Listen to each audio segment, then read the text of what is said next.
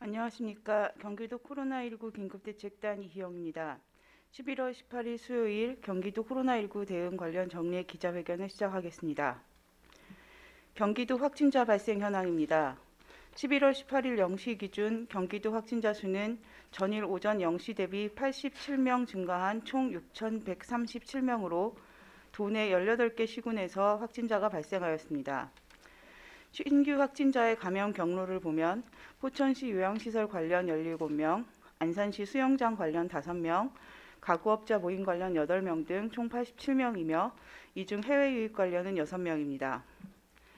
신규 확진자 중 감염 경로를 알 수 없는 확진 환자는 11.4%인 10명이고 60세 이상 고령자는 28명으로 32.1%를 차지합니다.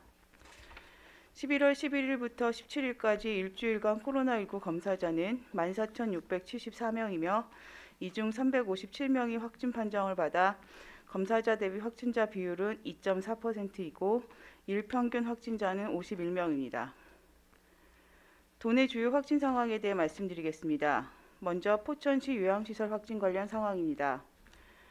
포천 믿음의 집에서 근무하던 강원도 철원군의 요양보호사 5명이 11월 16일에 확진 판정을 받은 이후 11월 17일 믿음의 집 입소자 및 직원 등 17명이 확진 판정을 받으면서 18일 0시 기준 포천시 요양시설 관련 확진자는 경기도 집계 17명, 타시도 포함 22명으로 늘어났습니다. 확진자들은 11월 16일부터 17일까지 요양원 입소자 및 직원을 대상으로 실시한 검사에서 확진 판정을 받았습니다. 현재 요양원 2층을 능동감시 중이며 3층부터 5층까지 코호트 격리 중입니다. 격리자들에 대해서 3일마다 전수검사를 실시하여 지속적으로 모니터링하도록 하겠습니다. 안산시 수영장 관련 확진 상황입니다. 11월 12일 수영장 회원 1명이 확진 판정을 받은 이후 13일부터 17일까지 확진자의 배우자 및 수영장 회원 8명이 추가 확진 판정을 받으면서 18일 0시 기준 확진자는 총 9명으로 늘었습니다. 이에 따라 11월 9일부터 13일까지 수영장을 방문한 677명에 대해서 검사 안내 문자를 발송하였고 최초 확진자의 정확한 감염 경로를 조사 중에 있습니다. 가구업자 모임 관련 확진 상황입니다. 11월 15일 최초 확진자 발생 이후 16일 확진자의 가족 2명이 추가 확진 판정을 받았고 17일 8명이 추가되면서 18일 0시 기준 가구업자 모임 관련 확진자는 총 11명입니다. 11월 17일 최초 확진자의 가족 1명이 추가 확진 판정을 받았으며 16일 선행 확진자인 가구점 근무자의 동선을 조사한 결과 11월 9일 가구점 관련자 11명이 모임을 가졌음이 확인되었고 접촉자 10명의 전수검사를 한 결과 7명이 확진 판정을 받았습니다. 현재 고양, 파주, 포천 등지의 가구점 운영, 배송 관련 확진자들로 파악하여 개별 역학조사를 실시하고 있으며 접촉자를 분류하고 있습니다.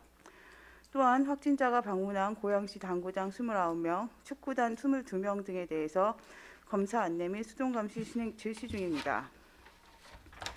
다음은 경기도 병상 운영 현황입니다.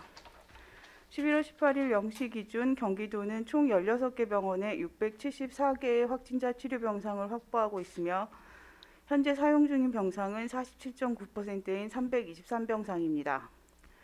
중증 환자 치료 병상은 도내 확보된 49개 병상 중 38개를 사용 중입니다.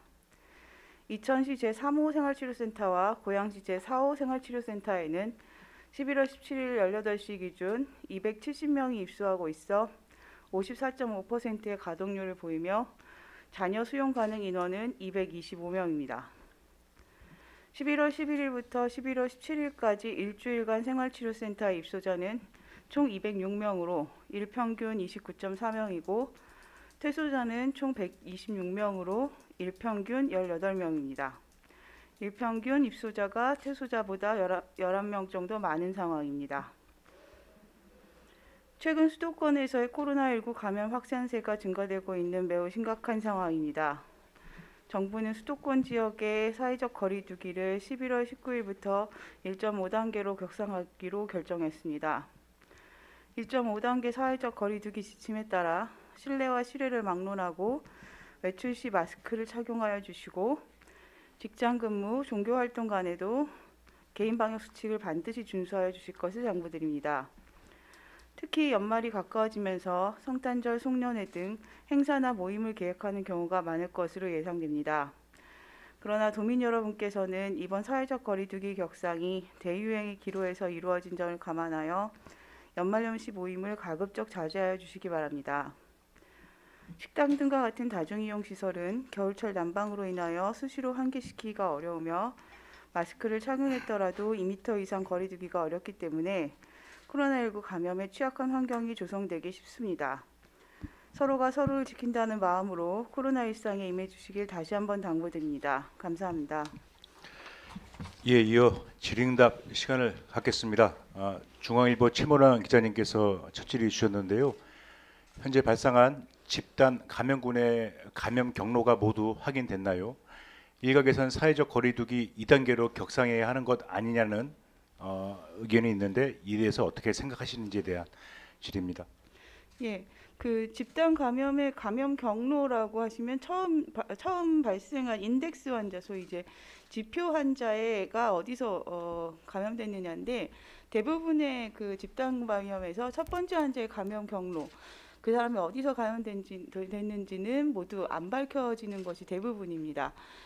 그래서 저희가 그렇게 시작된 사람부터의 한 그룹을 새로 따로 그룹으로 만들게 되는 거고요.